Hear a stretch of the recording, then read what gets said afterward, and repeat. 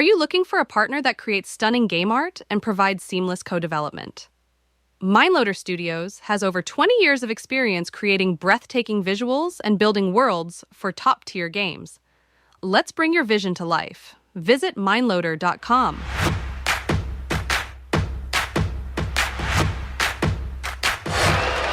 Hello, everyone, and welcome to the XDS podcast. My name is Walter de Torres. I'm the founding partner of Pixel Mafia, a studio based in Manila, Philippines.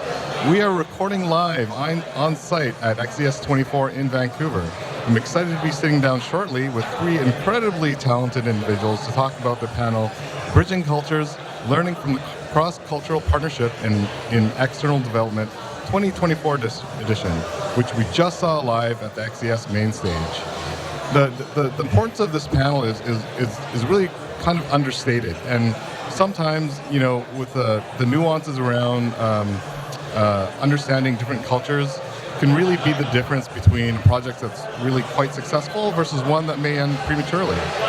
Before we get into the booth and we dive into the content, let's take a listen to the presentation.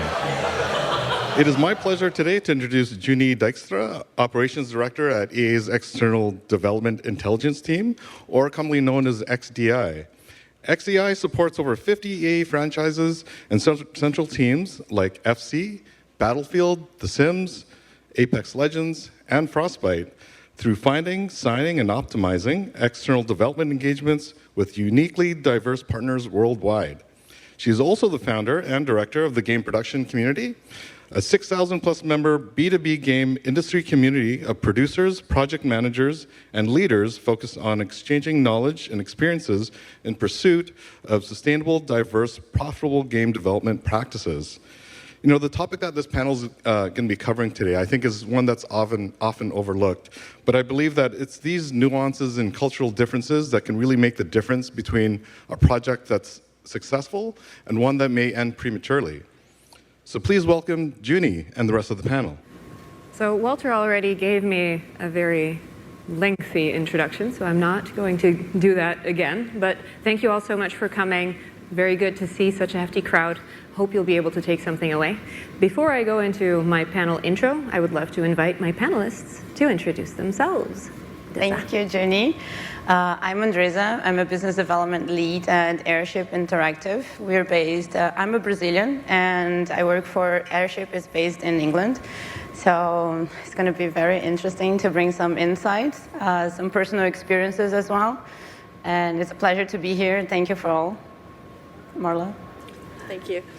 Hi, my name is Marla de Castro-Rausch. I am the founder and CEO of Animation Vertigo and Animation Vertigo Asia, which is located both in the US and Manila, Philippines, actually, like Walter. Yes, it's kind of interesting and quite exciting to be here to talk a little bit about the side of our world. Karen? Yeah. Hi, so I'm Karin. I'm a Senior External Development Manager at Remedy. So we're makers of games like Control and Alan Wake and, of course, Max Payne. And I'm based in Sweden. Remedy is based in Finland, so I'm here for the Nordics perspective here.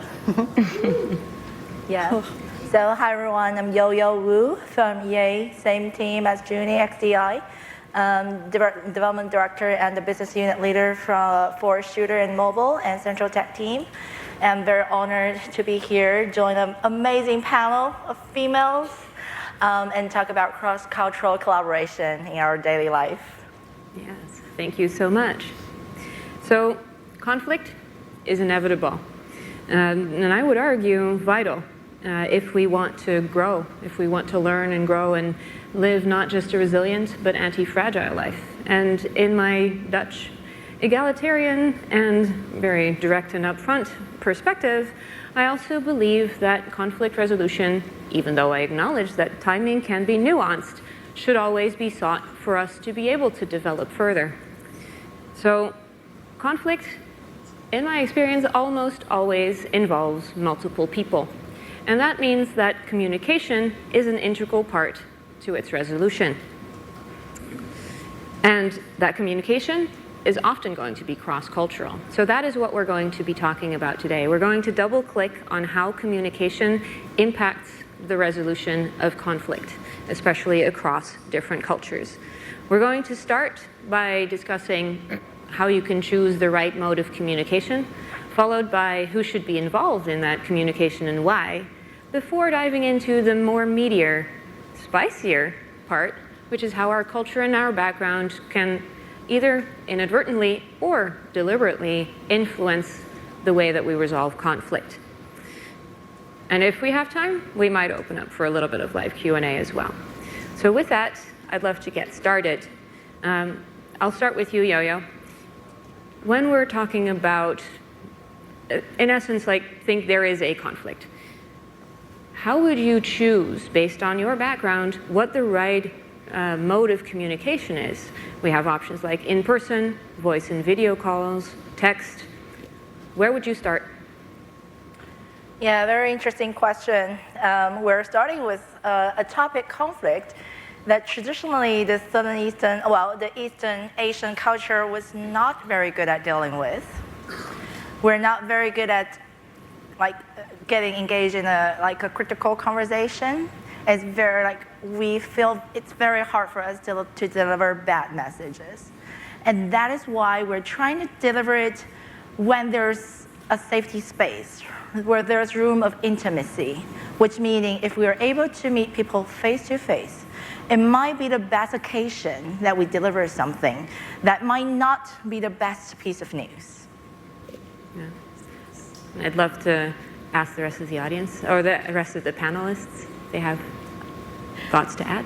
Yeah, so, sorry. So in Brazil, we feel the same.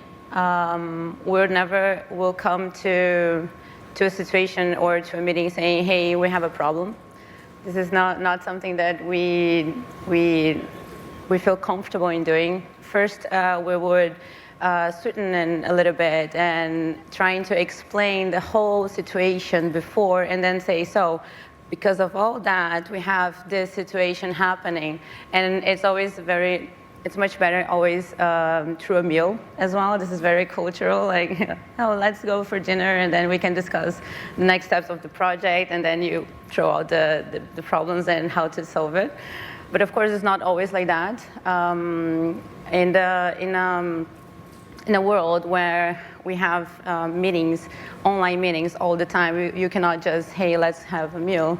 So having this direct conflict resolution and direct conversations with clients and partners can be a little bit challenging for us. But yeah, this is our view a little bit.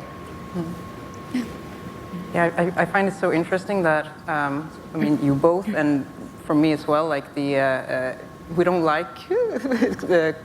we like this part, having conflict or expressing criticism or talking about conflict with other people. It's just that we kind of we just do it in a different, react to it in a different way.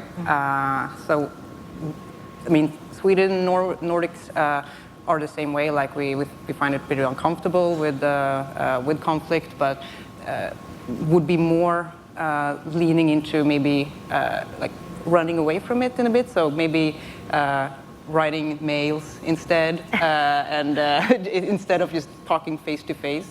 Even though everyone, of course, knows that face to face is a good way of solving things. I think what I see is that people more often are more comfortable with just expressing criticism in a written media, or on Slack or on mails or so. So I think that's really, really interesting. Yeah, that applies to me personally as well. I would prefer to write it out to ensure that I can get my message across in the way that I intended it, use the right phrasing, line out the different arguments. So that it resonates with me.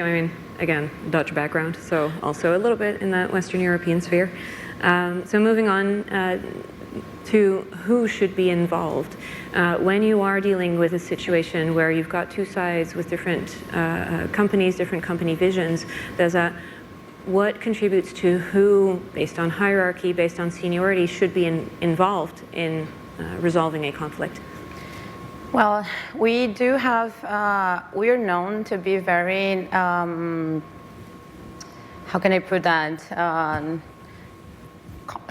conflict resolutioning, let's say like that. We like to try to solve the conflict in the way that we can, in all the manners that we can, using all the resources and all the ways that we can actually talk to the client directly, see how we can resolve the problem without bringing upper higher management into the case.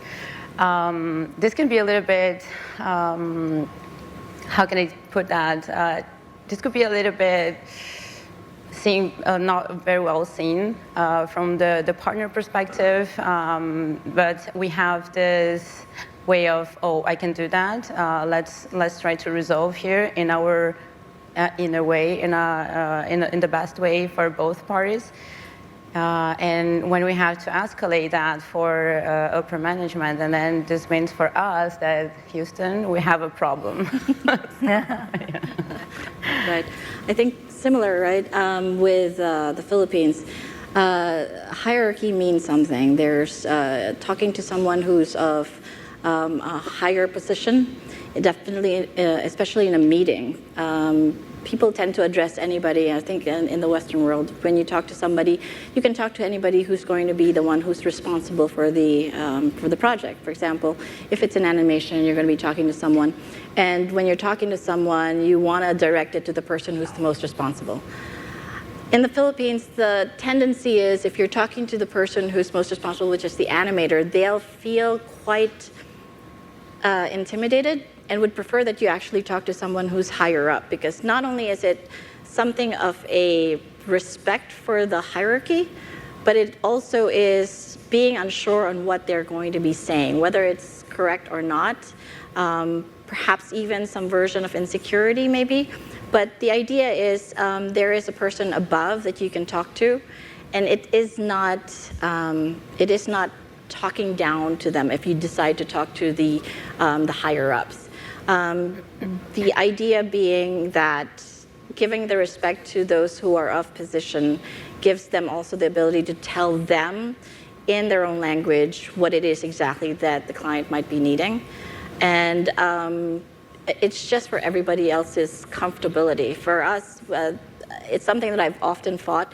I'm often called Miss Marla, and if anybody else here, Sir Walter, for example, regardless of how many times we've actually asked people, don't do that, it's fine, and everything, it is a comfortability to know that there is somebody who is up in the hierarchy, and it's a level of respect. So if clients are talking, sir, sir or ma'am would be the title, and then they'll be having that conversation. It's just easier to have that conversation.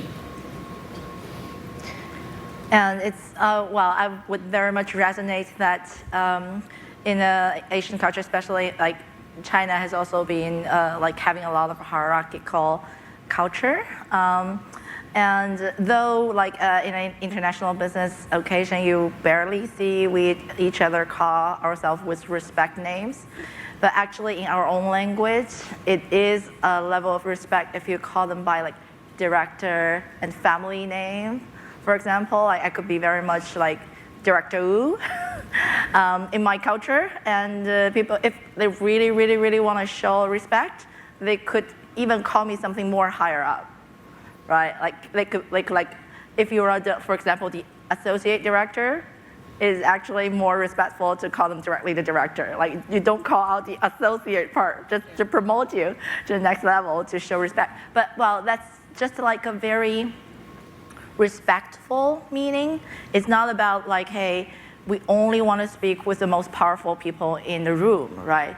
It's more about, I do think that you are capable of making the decision. I respect you as the key stakeholder in this conversation. Yeah, well, in Brazil it's not like that at all. We are very, we treat each other by nicknames usually, and I can relate that with the British as well. Even the emails is with the nicknames, and it's like it's being part of a gang. If you don't have a nickname, then like you're not as close as the team. So we and it's not in a bad way that we give other people's nickname. It's like you're calling me Andreza.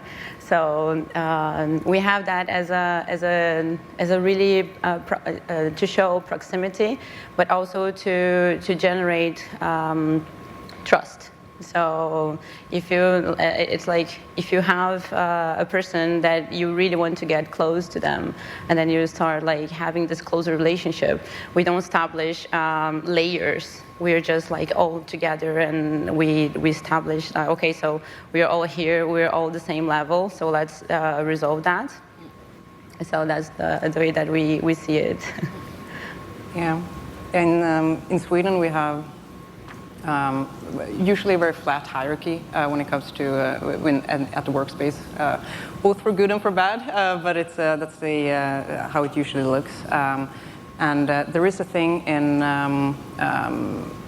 there's a thing in Swedish culture that is very ingrained in our culture that is called jantelagen, and everyone from Sweden here will know what I mean by that. And that is the thought that the idea that you should never think that you are better than anyone else, and that is something that is it's a bit hard to explain, but that is something that is influencing how we think. Like people who are grown up in Sweden, it influences how we think, how we act, around each other, and it's very important to us that you should just never think that you're better than anyone else. So when being in contact with cultures that have very a hierarchy and addressing very formal ways of addressing each other, it can make Swedish people a bit uncomfortable. Just that because it's highlighting a hierarchy that, of course, we understand the hierarchy is there, but we just don't want to get reminded of it in a sense. So. That's something that I've seen in my work, is that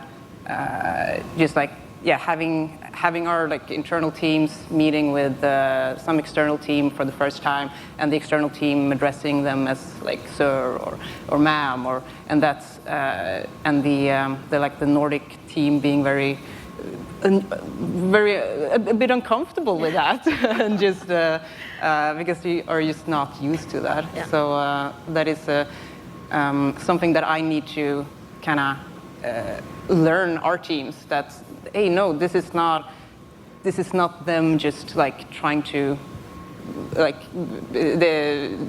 this is just them being respectful, and it's nothing wrong with that, even though you feel uncomfortable. So yeah, it's interesting. Agreed. Again, from a Dutch perspective, it's very similar to Sweden.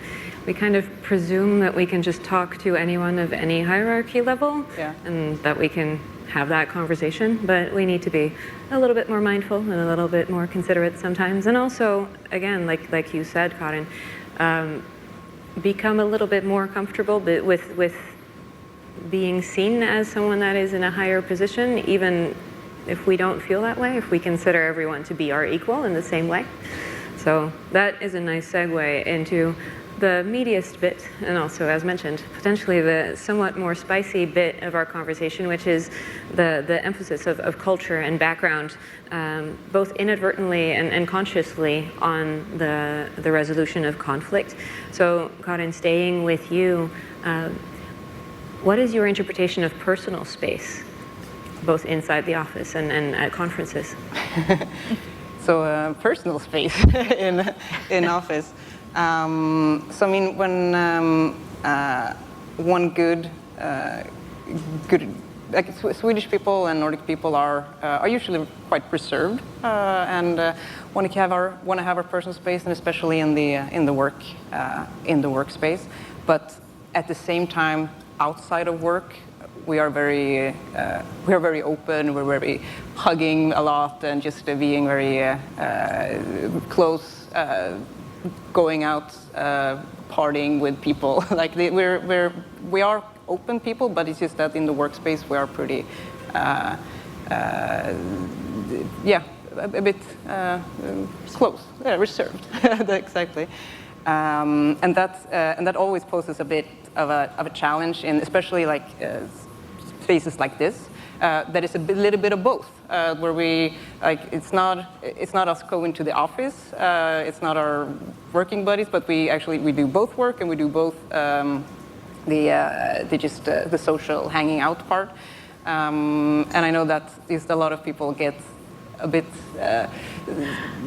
weird, like, wait, is this a hugging? Like, should I hug now? Should I not hug? Like, and so if you approach a Swedish person with a hug and they're like this, then it's just the brain that is trying to figure out, like, hey, is this, are we hugging or are we not hugging? So what are we doing right now? Do we hug? Do we shake? Do we? Yeah. Yeah, exactly. 2 kisses, 3 kisses. Yeah. Yeah, exactly. How many? So I totally can relate. Of course, this is a personal experience.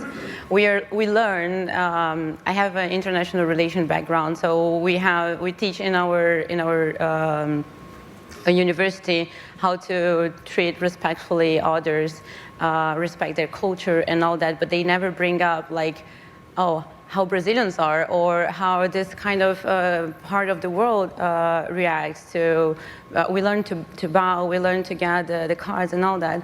And then, yeah, like for us, it's so natural. We are very touchy people. So if we are talking, I'll be like touching all the time, touching the arms and doing that. And I only realize in spaces like this, like international conferences where you have people from all the types of backgrounds, that it can be misinterpreted when I touch someone while talking, and not only hugging, right? And sometimes we don't even think about it. We just like, we like to express ourselves using the hands. We like to express ourselves being loud.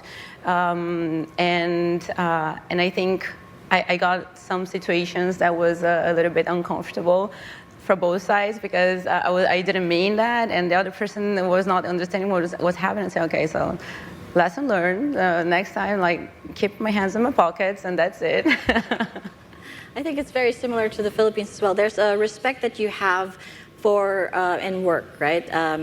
People who are coming in, visitors and things like that. The Philippines is a very welcoming, very hospitable, group of people. If you ever come to the Philippines, know that their homes will be available to all of you, and you can always come visit, and they will be saying yes.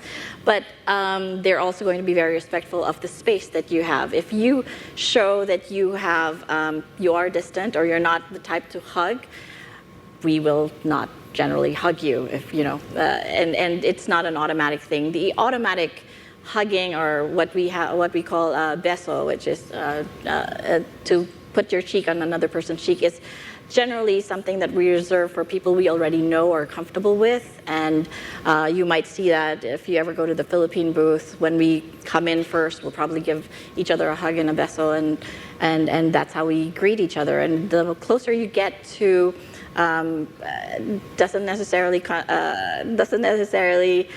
mean that it happens to clients. That's a little off. But the idea is that when you get more comfortable, the space that you show us that you're comfortable in is generally what we will respect to be the space.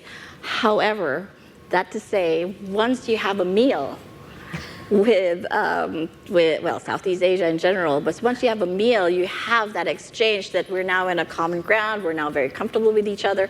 You're probably going to be exchanging jokes with each other, some internal funny stuff that you're going to be talking about. So in that sense, the next time you see each other, there might now be a hug. Maybe not a beso, because still, but definitely as your relationship grows, the space gets a little bit more close. Exactly. I mean, hugging is definitely not a thing in Chinese culture as well as a lot of Asian cultures. But you still see me doing a lot of hugs. So if I'm hugging you, we're good friends. But I still remember, I've been in the industry for a long time, so I learned how to hug. But I still remember awkward moment when I first come out for trips and start to hug people. I step on people's toes. I smash my toe onto people's shoulders, kind of thing. Because there's a little bit like I don't know which direction, like which angle, and then so. If you're seeing people from Asian culture trying to hug you first, please welcome them, because it's not a thing that we are very used to doing in our daily life, and we're trying to adapt to the culture. And please forgive us if we step on your toes.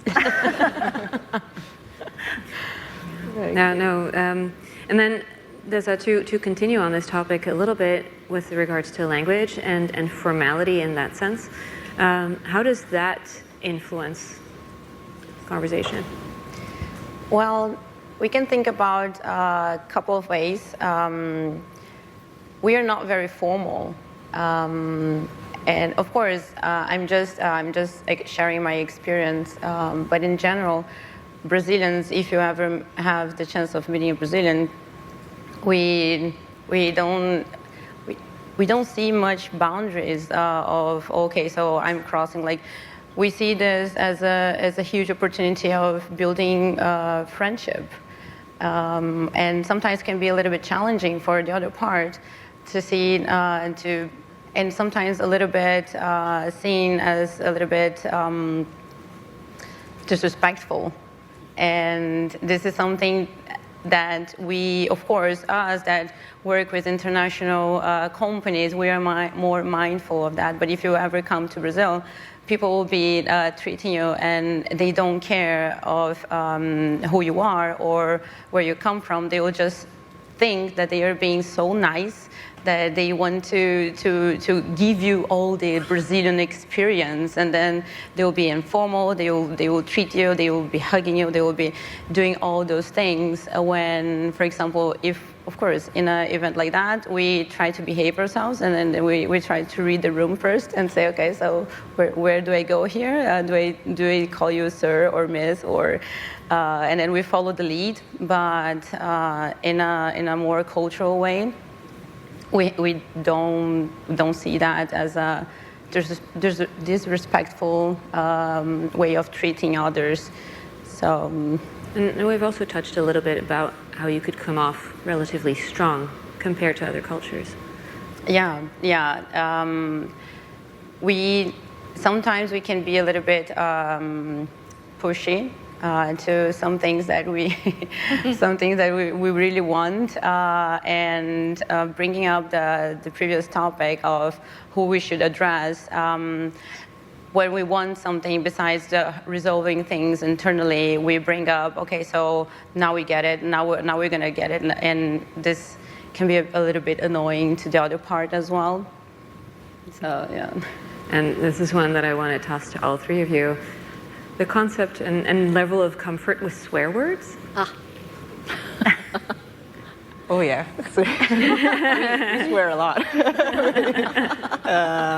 So in Sweden, in our language, we have a wide variety of swear words. But something that I notice is when Swedish people speak English, they only use one. Which is the I mean, it starts with an F and it has four letters. As you know. And for a Swedish person, they would kind of use that as one, because we have a variety that is like going from mild to pretty bad. But we would even instead we have a hierarchy. You mean of swear words? Yeah, exactly. We have a flat hierarchy in our workspace, but we have a very extensive hierarchy when it comes to what swear words to use. No, but that's the thing is like even for the mild ones, we would replace them with the F word in English.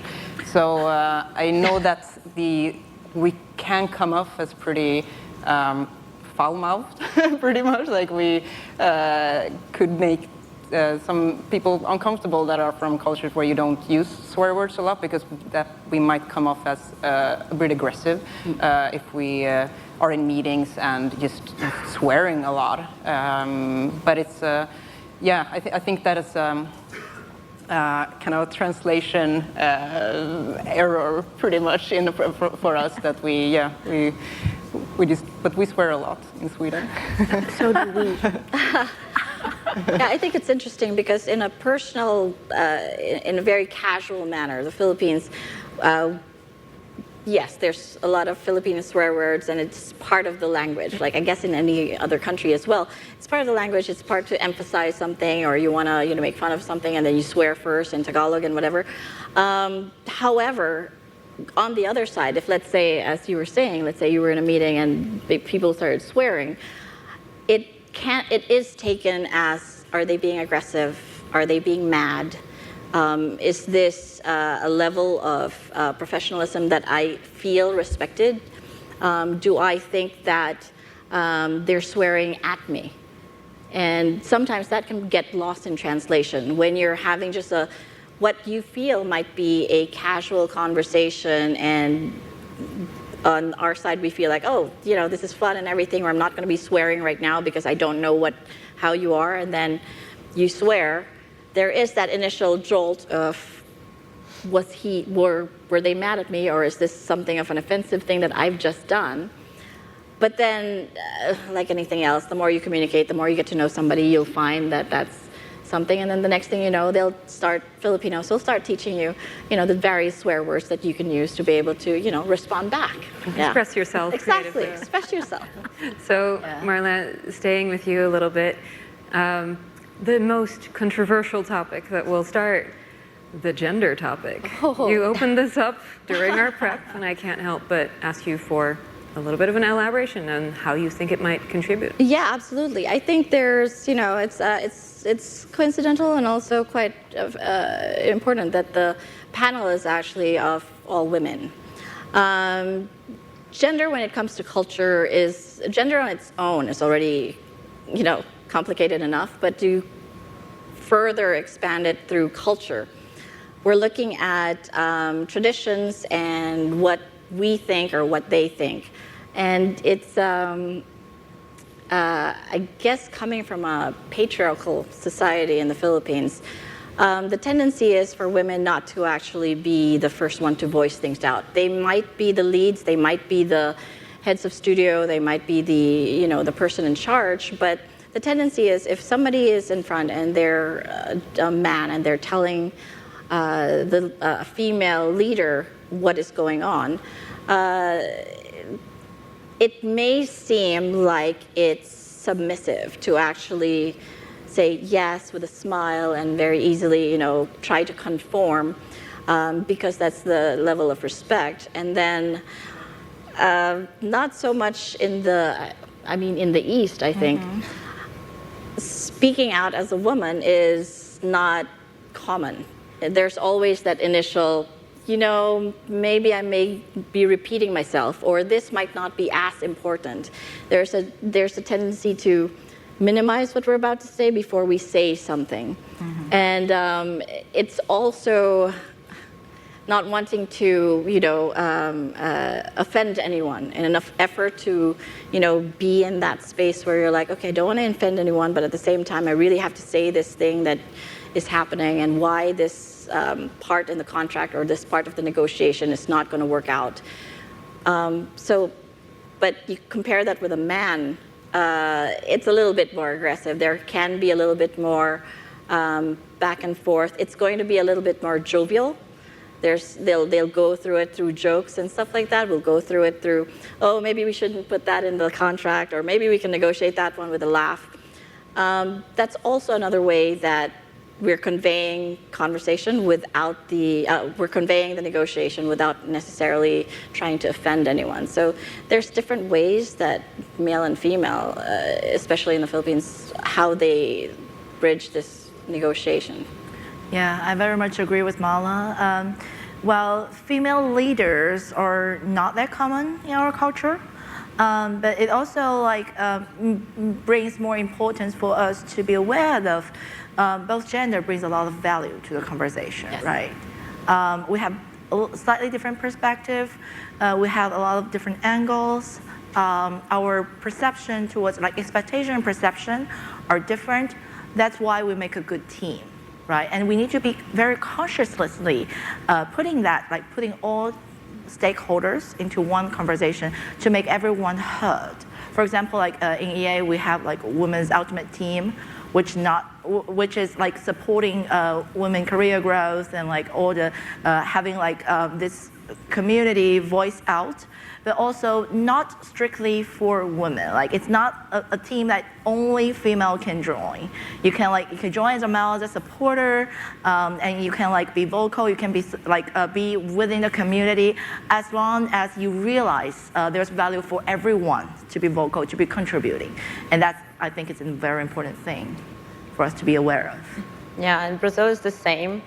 I have some really, like, was not even working in the game industry, but where I was working and there was a room full of men, and we like to be seen as equal as them. I had to swear a lot.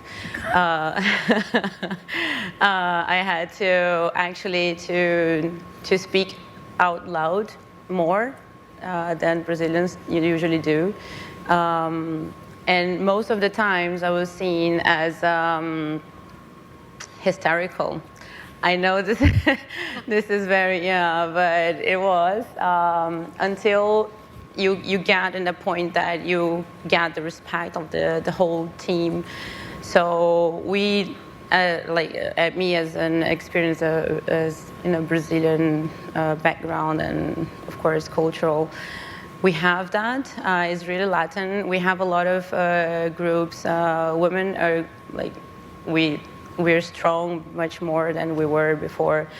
But we do have groups to support ourselves, to support the women, and that's why we have so many international groups as well to voice women. I don't think it's not it is for a reason. But it's still something, and sometimes, and I don't want to put like, men and women, who is the best or whatever. I don't want to put in that way. I generally believe that it's a cultural thing that we need to educate everyone, even the woman and the man, and because sometimes they don't even know what is happening. And then, but you feel it. You don't know if it's good or bad. You don't know if it's what is happening, and you learn only later. But yeah, it's and I do believe that female women have more. How can I say that? They understand, like they put in themselves in the other people's shoes more. Yeah, they have more sympathy and empathy to the problems and try to solve. Of course, this is not trying to generalize anything, but this is just my perception. Yeah, I often feel like I'm one of those examples that can't be generalized, because I generally tend to feel like a bulldozer in a china shop. Yeah. So, similar kind of topic, Yo-Yo, for you. What is the meaning of silence in this kind of communication? Well, I think not only China, in a lot of Asian cultures, silence has power. Like, if I stop speaking for now, something happens. That's why I'm trying to fill the room with some laughter. Apologize. But yes. I think we realize there's an interesting cultural phenomenon that in the conversation, we don't only collect information from speeches. Well, from a scientific research, only 30% of information is actually delivered from the language, vocal language itself. It's a combination of gestures, like interactions, eye contact, all of them, right? And we have a very interesting expression. I think it's similar in some Japanese culture, like read the ear, we call it. Read the ear. It's like if somebody can like collect a holistic information and get what is happening in the atmosphere, we call them he or she can read the air. So that is why like silent, if you don't speak, but you still deliver a lot of message in the room, that is already a power. So that's also why it's important for us in a lot of cases to meet face-to-face and deliver some messages. Because there are some hidden messages, like if you only like write in a letter or something, very few percentage of information had been really coming through. I think you even described a situation where there were negotiations that were completed in a room with two people without any words. Well, we have different ways to deliver those messages, right? I didn't do that. I don't know that trick, but I heard in some part of our culture, there are silent negotiations. Like you hide your hand into a sleeve, and then you touch each other like numbers and eye contact. Yeah, and then you got a deal. There are something like that, but I'm not saying we should do the business here. We're having a conference there because we want to talk to each other. That's not a problem, but I'm just saying it also has power. Yeah. So we encourage you to do that in your meetings. Tell me later if you got a deal. Yeah, I think it's so interesting to say that like silence has power, because in Sweden, like we're so afraid of silence, and I realize now that it's because silence has power, right? So that's true. So if we were in a negotiation or in just conversation and the room goes silent, I mean that would be a really bad thing for us. Like that would be things are going bad. We are doing something wrong. We always kind of chase to fill the silence with something, even if it's just laughter. Laughter makes sense. Yeah, just making a bad joke or whatever. Like it's we are very we're a bit afraid of silence. Yeah, absolutely. Yeah, like Brazil, like silence is not something we are used to. We need to talk, and if the other person is silent, and then we start talking, and then like it's a whole mess because you're talking there alone, and then the other person is just, and then we would think like, oh my god, they didn't like me. Something is happening. We're never talking again. So we get very uncomfortable as well with silence. Yeah, I think there was actually a book that I read about the East and West.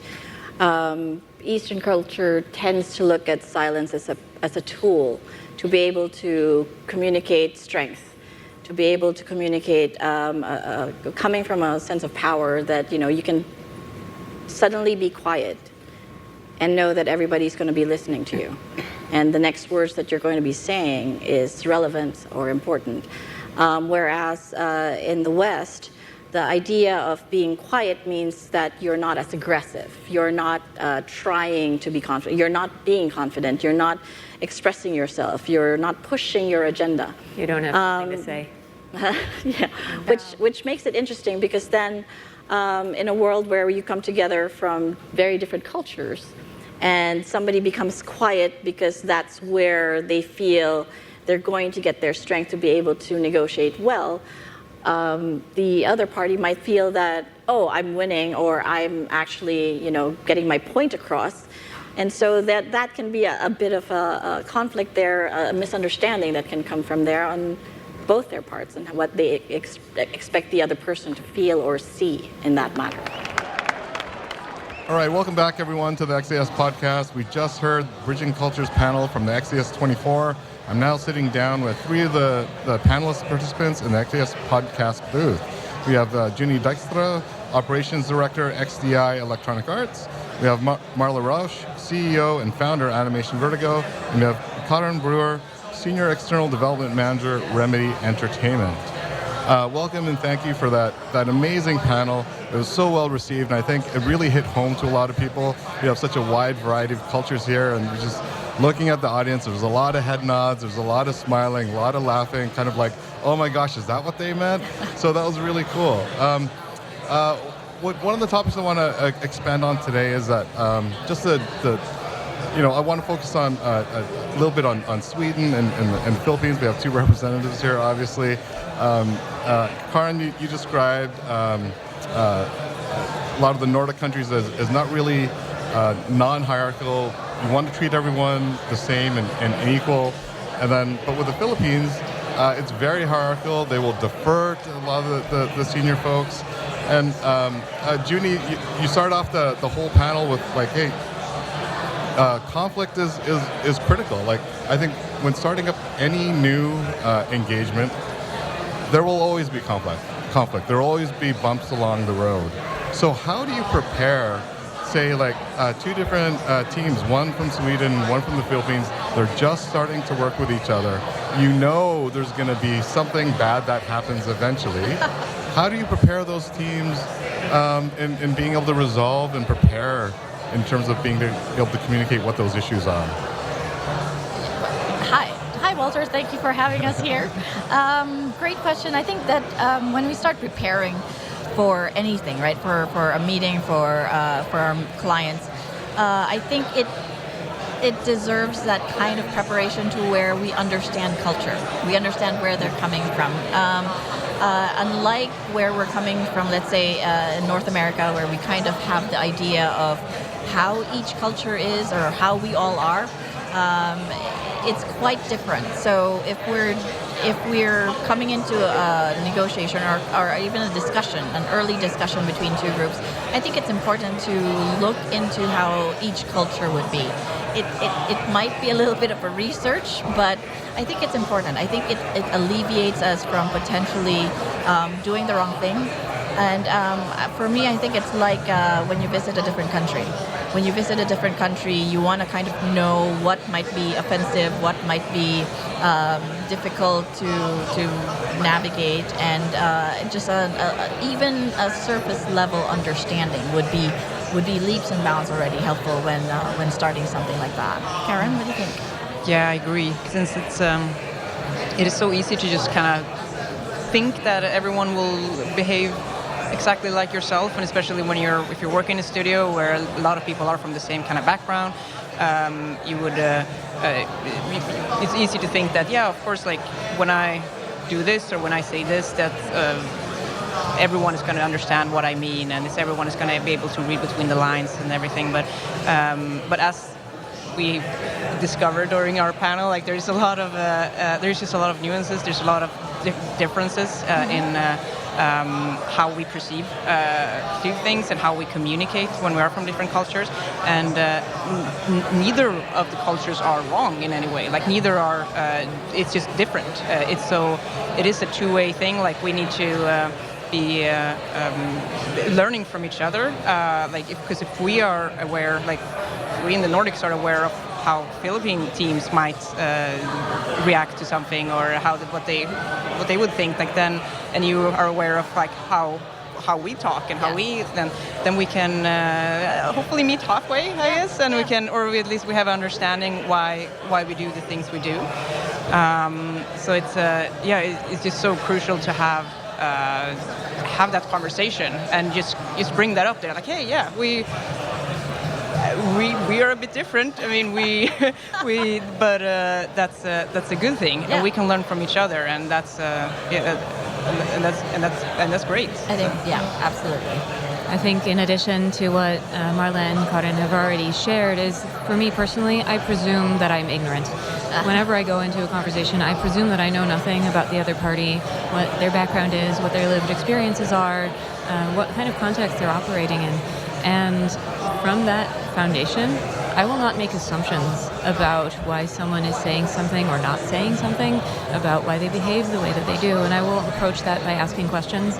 And I also try to inspire that in those that I collaborate with, to really set that stage to create the psychological safety required to have those conversations, to break those taboos.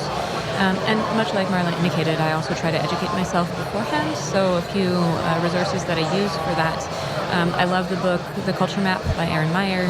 It gives a very rough outline of a few of the dimensions of cultural differences that exist. There are multiple models for it. If your company has access to a tool like GlobeSmart, they have a similar dimensional scale of the different differences that exist, but it comes to the same essence. And really just ask the people that you work with. And that can be colleagues, it can be friends, family. There's a lot of cultures hidden in everyone that you talk to on a day-to-day basis. Juney, in the panel, you talked about how long it took to actually establish that level of comfort. What are some things that you've done in your experience to help accelerate that level of comfort? Because I just take a look at some of the Chinese teams and Filipino teams. If you're looking at the people, the individual contributors, the ones that are actually doing the work, it's really hard to pull them in. Yeah, no, it's super fair, especially, again, for a little bit of context. I'm Dutch from the Netherlands. We're very egalitarian. In my culture, it is very normal for the intern that I've just hired, that have just taken on day 0, they will come to my desk and ask me, why are we doing this way? This doesn't make sense. And that is normal for us. I can also instantly respond with a relatively brusque answer of, well, such and so is the reason. Of course it is that way.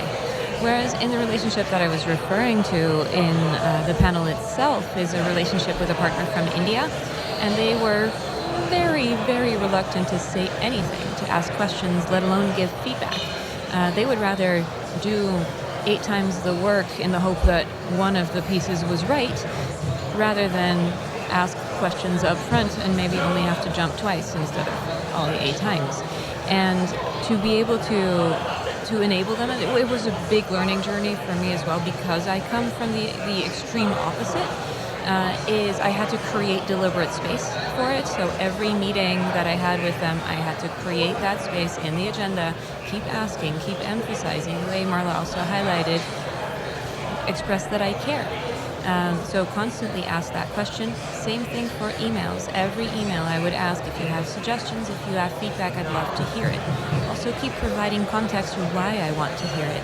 I want to hear it because it adds value, because they have a different perspective, because they have different experiences. In this case, they were the SMEs about something that I knew absolutely nothing about. And then also, whenever there is that, even the slightest hint of them approaching, of them making an effort, responding to that positively. Not necessarily taking all the feedback that they might give, but acknowledging that they have stepped over a hurdle that to me wouldn't have been a hurdle. To acknowledge that, oh, thank you for bringing this to me. This is what I can do with your feedback. This is how I'm going to use it. This is the impact that it's going to have. Or, thank you for the question. Here is my context. Here is the information that I can provide you with, in a way that I would have never had to think about, even for the first best junior or intern, someone that's only a second year in college in the Netherlands. There's a lot of talk, especially from Brazil, Philippines, China, about establishing trust. And for me, it sounds like all you got to do is eat. All you got to do is have a meal with people. So when you're located in other parts of the world, like, how do you get around that? Like, I understand usually the senior folks, either the business owners, they'll have that ability to meet in person and stuff. But how do you break those barriers when you don't have that ability to have a meal with somebody? Yeah, I definitely have some thoughts on this. For the Netherlands, and I can be relatively short about it as well, for the Netherlands, we want to see that you can deliver what you promise. So if we align on expectations, this is what you're going to deliver by this time in this format, and you do that, that's how we build trust. Yeah, and it's the same in like the Nordics. I would say that it's first you work and then you eat. So that's why it's so interesting to hear that in Brazil, where you first you eat and then you don't make deals if you're not friends, and that is almost seen as would almost be seen as a little weird in Sweden, like, because that you shouldn't. We're very cautious of like corruption and those sort of things. So we wouldn't necessarily make friends with someone before we have a deal, basically. But first we do the boring parts, and then we make sure that we are all on the same page, and we are all and then when we work, it's okay for us to be friends, and then that's when we eat, and that's when we go out, and that's when we build that friendship. But yeah, first it would be the proving out. But when can you start swearing at somebody? Pretty much right away? Is that how the Swedes do it? Unfortunately, that's what I've seen. I'm very... I try not to swear in business settings, but then when bringing in teams that are not maybe as used to working with different cultures, there's always... I see a lot of swearing right from the top. So, I think that's very interesting, right? Because I think coming from the Philippines, when you're looking at building that trust and wanting to talk about, the contract or the project that you're starting and things like that, it's interesting because if in Sweden you can't, it's almost like you can't be friends first. We need to negotiate this first, and then we can be friends. In the Philippines, it would seem almost cold. That you are brushing me off because you want to be in business and this is the only way that we can conduct business, and that can be taken as transactional, that can be taken as cold, and there's almost a doubt in their heads that, I wonder if this is going to be one-sided, can I absolutely trust them in this thing?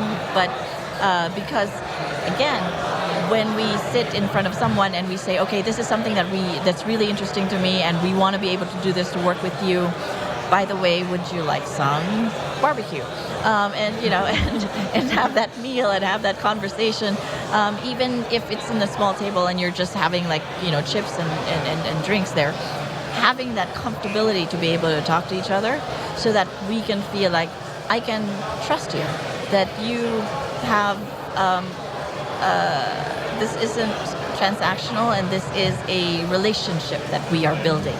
And it's interesting because then one comes before the other for Sweden, and then it's quite the opposite from Asia, I would think, generally, right? I hadn't even thought of it that way, Marla, because even in our first dinners that we had together, I kept waiting for the other shoe to drop. I kept waiting for when's she going to start selling? She's going to start selling. And she never started selling. And I was like, wait, this is different. Yeah. Don't sell. Absolutely. I think that's hilarious. Well, really great conversation around this topic. Thank you for racing over to the XDS podcast booth to join us post-panel. That's all we have for today's episode. Thank you for tuning in.